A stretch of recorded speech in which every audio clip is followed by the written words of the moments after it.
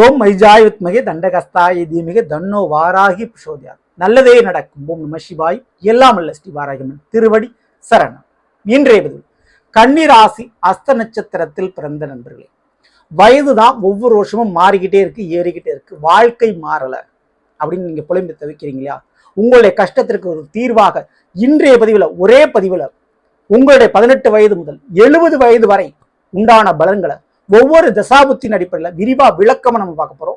ஒரே பதிவுல உங்களுடைய 52 வருடத்தினுடைய பலன்களை நம்ம பார்க்க போறோம். சரிங்களா? இது கோச்சார பலன் இல்லைங்க, உங்களுடைய ஜாதகப்படி உங்களுக்கு நடக்கக்கூடிய தசாபுத்தி பலன்கள். இது தெளிவா புரிஞ்சுங்க. சரிங்களா?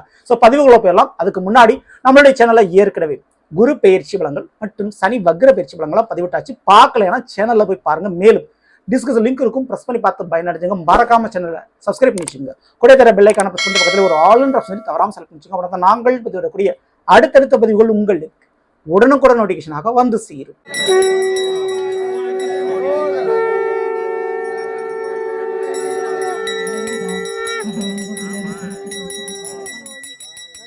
சிவமயமாக தெரிகிறதே, சிந்தையில் சிவயோகம் வருகிறதே.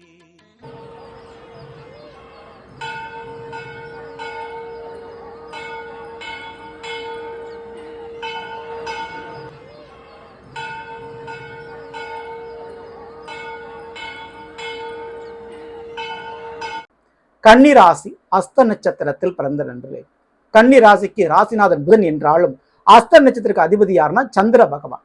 அப்போ ரெண்டுமே புதனும் சரி சந்திரனும் சரி நட்புக்குரிய கிரகங்கள். அப்போ ரெண்டும் பொருந்தி கன்னிராசி அஸ்த நட்சத்திரம் பிறந்தவங்களுக்கு மதிநுட்பம், அறிவு ரொம்ப தெளிவா இருக்கும். சொல் புத்தியோட சுய புத்தி உங்களுக்கு அதிகம். மற்றவங்க சொல்லி தந்து சில வேலைகளை, சில விஷயத்தை நீங்க கத்துக்கின்ற ராசியில் தானா கற்றுக்கொள்வீர்கள்.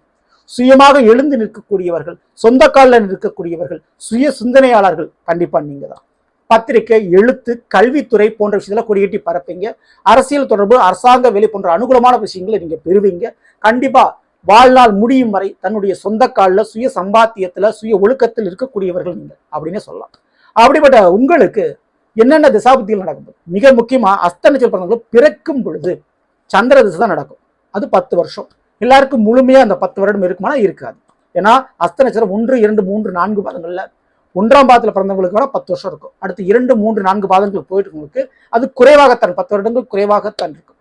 இந்த சந்திரசம் முடிஞ்சதுக்கு அப்புறம் செவ்வாய் திசை ஒரு 7 வருடம், அதுக்கு பிறகு ராகு திசை. அப்போ எப்படி பார்த்தாலும் அஸ்த நட்சத்திரத்தில் பிறந்த உங்களுக்கு வயசு 18க்கு மேல இருக்குன்னா கண்டிப்பா ராகு திசை தான் நடக்கும். ராகு திசை தான் நடந்துகிட்டு இருக்கும். சரிங்களா? ஸோ அந்த ராகுனுடைய திசை 18 வருடம். அஸ்த நட்சத்திரக்காக இதெல்லாம் பண்ணும் அப்படின்னா முதல்ல குடும்பத்தை மாற்றும். குடும்பத்திற்காக வேற ஒரு ஊருக்கு குடி போறது, குடும்பத்தில் கூடிய சில உறவுகள் விலகிச் செல்வது அப்படின்ற விஷயங்கள் ஏற்படும். உங்களுடைய தாய் தந்தையர் வேற ஒரு ஊருக்கு வேலைக்கோ தொழிலுக்கோ மாறக்கூடிய வாய்ப்பு ஏற்படும்.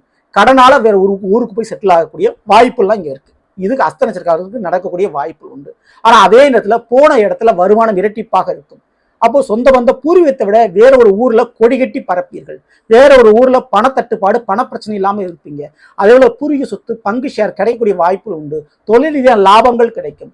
ஆனா இந்த ராகு திசை நடக்கும்போது அஸ்த நட்சத்திரக்காரங்களுக்கு குழந்தை பருவம், படிக்கிற வயசு இல்லையா? இந்த படிக்கிற வயசு என்ன பண்ணும் அப்படின்னா தேவையில்லாத காதல் சமாச்சாரத்தை ஏற்படுத்தும். காதல் திருமணம், கலப்பு திருமணத்துக்கு வாய்ப்பு உண்டு. அதே போல படிப்பை தாண்டி மற்ற விஷயங்கள், இந்த ஸ்போர்ட்ஸ், இந்த விளையாட்டு, ஆடல் பாடல் போன்ற விஷயங்கள் இதுல ஈடுபடுத்தி வைக்கும். அதோட பிசினஸுக்கு உண்டான சாத்தியக்கூறு அதிகமா உண்டு. வேலை பார்க்கறத விட பிசினஸ் ஆரம்பிங்க. பிசினஸ் விஷயத்தில் நல்ல ஒரு லாபத்தை பார்க்கக்கூடிய அமைப்பு இந்த ராகு ஏற்படுத்தும். சின்ன சின்ன விபத்துகளை ஏற்படுத்தி கொடுக்கும். உடல் ரீதியான சின்ன சின்ன விபத்துகள், காயங்கள் படும், அடிபடும். இதுக்குண்டான வாய்ப்பு உண்டு ராகு திசையில. சரிங்களா? ஆனா இந்த ராகு திசை படிப்புக்கு தடையையும் பிரச்சனையும் ஏற்படுத்தி கொடுக்கும். ஒரு ஊர்ல ஒரு ஸ்கூல்ல நிலையா என்ன படிக்க முடியாது, இல்ல படிப்பு பாதியில் நின்று திருப்பி ரீகன்யூ பண்ற மாதிரி தான் வரும். ஆனா ஸ்போர்ட்ஸுக்கு, விளையாட்டு விஷயத்துக்கு சூப்பரா இருக்கும். ராணுவத்துல, அதாவது மிலிட்டரி வேலைக்கு ட்ரை பண்றேங்க, அல்லது வெளிநாடு வேலைக்கு நான் ட்ரை பண்றேங்க, அல்லது வெளி மாநிலத்தில் நான் ஒரு வேலைக்கு ட்ரை பண்றவங்களுக்கு இந்த ராகு திசை சூப்பரா இருக்கும். அதுல கண்டிப்பா அப்படிலாம் நடக்கக்கூடிய வாய்ப்புகள் இங்க உண்டு. ஸோ இது இந்த ராகு திசை நடந்து முடியறதுக்கு கிட்டத்தட்ட எப்படி பார்த்தா ஒரு 35 வயசுக்கு மேல ஆயிரும். அப்போ 35 வயசை தாண்டி போகும்போது உங்களுக்கு குரு திசை நடக்கும். அப்போ நடக்காத திருமணம் இது வரைக்கும் நடக்கல அப்படின்றவங்களுக்கு குரு திசை நிச்சயமா குடும்பத்தை உங்களுக்கு கொடுத்துரும். ஏன்னா உங்களுடைய கன்னிராசிக்கு 7ஆம் வீடான மீனத்துக்கு அந்த குருவான் அதிபதி. சரிங்களா? அப்போ திருமண வாழ்க்கையை கண்டிப்பா ஏற்படுத்தி கொடுத்துருவாரு இந்த குரு திசையில. இழந்த வாய்ப்பு, காதல் தோல்வி இதெல்லாம் சரியாகும் இந்த குரு திசையில.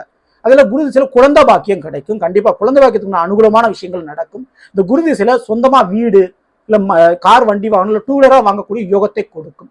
குறிப்பிட்ட தங்க நகை வாங்கக்கூடிய ஒரு யோகத்தை கொடுக்கும். தாய் வழி உறவுகள் மூலமாக சில அனுகூலங்கள் கிடைக்கும். தாயின் மூலமாக ஒரு நன்மைகள் கிடைக்கும். சரிங்களா? இதுக்கெல்லாம் வாய்ப்பு உண்டு. மேலும் படிப்பில் இருந்த தடை நீங்கும். ஸோ அந்த வயசுலயும் நீங்க எக்ஸ்ட்ரா படிக்க வேண்டிய ஒரு சூழ்நிலை உருவாகும். படிக்கணும்னு ஆசைப்பட்டதை படிப்பீங்க, அதுக்கு வாய்ப்பு உண்டு. அல்லது கர்ப்பப்பையில் ஏதாவது பிரச்சனை இருக்குன்னா அந்த பிரச்சனை சரியாகும் இந்த குருதிசை காலகட்டங்களில். இந்த குருதிசையில நல்ல ஒரு பெயர் புகழ் பெறுவீங்க. நல்ல செல்வாக்கு பெறக்கூடிய அமைப்பு உண்டு. அரசியல் சார்ந்த விஷயத்துல வெற்றிகளோ அல்லது அரசாங்கம் சம்பந்தப்பட்ட தொடர்புகளில் வேலையோ அல்லது அரசாங்கத்தின் மூலம் சில பெனிஃபிட்டோ அடைவீங்க. ஸோ இதுக்கெல்லாம் சான்சஸ் உண்டு. குருதிசை நடக்கும்போது பிள்ளைகளால் கொஞ்சம் சந்தோஷப்படுவீங்க. பிள்ளைகள் வழியில் சில நல்ல காரியங்கள் நடக்கும். சரி, இப்போ இந்த குருதிசை நடந்து முடியும் போது உங்களுக்கு வயசு எப்படி பார்த்தாலும் ராகுனுடைய திசை முடிகிறதுக்கே உங்களுக்கு 30-35 வயசு ஆயிரும். அதுக்கப்புறம் குருதிசை ஒரு 16 வருஷம் எப்படி தாண்டி போனாலும் அதுவே உங்களுக்கு ஒரு 50 வயசு தாண்டி போயிடும். அப்போ 50 வயது வரை குருதிசை உங்களுக்கு நடந்து முடிஞ்சிடும். அதற்கடுத்து ஒரு சனி திசை நடக்கும், கிட்டத்தட்ட 19 வருடங்கள். அந்த 19 வருடங்கள் சனி திசை நடக்கும்போது 70 வயது பூர்த்தி ஆகும். இந்த சனி திசை உங்களுக்கு எப்படி இருக்கும் அப்படின்னா, இந்த அஸ்த நட்சத்திரக்காரர்களுக்கு நட்சத்திராதிபதி சந்திரன் இல்லையா? இப்போ ராசியாதிபதி யாரு? உங்களுக்கு புதன் பகவான். அதுவே தசாபுத்திய திசையை நடத்தக்கூடியவர் யாருன்னா சனி பகவான். அப்போ முன்னுக்கு மின் முரண்பாடு இருக்கும். சனி திசை காலகட்டங்கள்ல உங்களுடைய மன ரீதியான பிரச்சனைகள் அதிகமா இருக்கும். உங்களுக்கு ப்ரெஷர் கொடுக்க, வேலையில டஃப் கொடுக்க, வேலையில பிரச்சனைகள் கொடுக்கக்கூடிய வாய்ப்பு ரொம்ப ரொம்ப உண்டு சனி திசையில. சனி திசையில தேவையில்லாத ஹெல்த் ப்ராப்ளம் வரும். அதுக்கு முன்னாடி நீங்க ஏதாவது தவறுகள் பண்ணிருப்பீங்க. கடந்த காலத்தில் செய்த தவறுகளுக்கு உண்டான தண்டனை, பனிஷ்மெண்ட், பிரச்சனைகள் இப்போ வரும் சனி திசை காலகட்டங்கள். அப்போ சனி திசையில மூடி வச்சது வெளியில கிளறி வரும். அப்போ சனி திசை நடக்கும்போது கண்டிப்பா ரொம்ப ரொம்ப கவனத்தோடு இருக்கணும். அது அஸ்த நட்சத்திரக்காரர்கள் தேவையில்லாத பழிச்சல், அவமானத்துக்கு ஆளாகக்கூடிய சூழல் உண்டு. ஓகேங்களா? தேவையில்லாத நோய் பிரச்சனை மாட்டக்கூடிய வாய்ப்பு உண்டு. இப்படிப்பட்ட கெடுதல் மட்டுமா நடக்குமா அப்படின்னு கேட்டீங்கன்னா நல்லது நடக்கும். அந்த நல்லது எதை சார்ந்து நடக்கும் அப்படின்னா உங்களுடைய பிள்ளைகள் வழியில சில நன்மைகள் நடக்கும். கடமைகளை செஞ்சு முடிச்சு நிம்மதி காண்பீங்க. எல்லோரும் குடும்பத்தில் நடக்கிற விசேஷ காரியங்கள் உங்களுடைய குடும்பத்தில் உங்களுடைய பிள்ளைகளுக்கும் நடந்து முடியும். அதுக்குண்டான சாத்தியக்குறை உண்டு. ஆனால் அந்த சனி திசை என்பது மிக முக்கியமான உறவுகளை இழக்கக்கூடிய திசையாக இருக்கும். சில உறவுகளை இழந்துருவீங்க அல்லது சில உறவுகளை பிரிவீங்க. அப்போ ஒரு சில அசுப சனியாக இது நடக்கிறாரு. அப்போ சனி நடக்கும்போது கண்டிப்பா அஸ்த நட்சத்திரக்காரர்கள் வணங்க வேண்டிய ஒரு தெய்வம் கண்டிப்பா பெருமாளை வணங்கணுங்க. கண்டிப்பா பெருமாளை வணங்க பெரிய அளவு நன்மை நடக்கும்.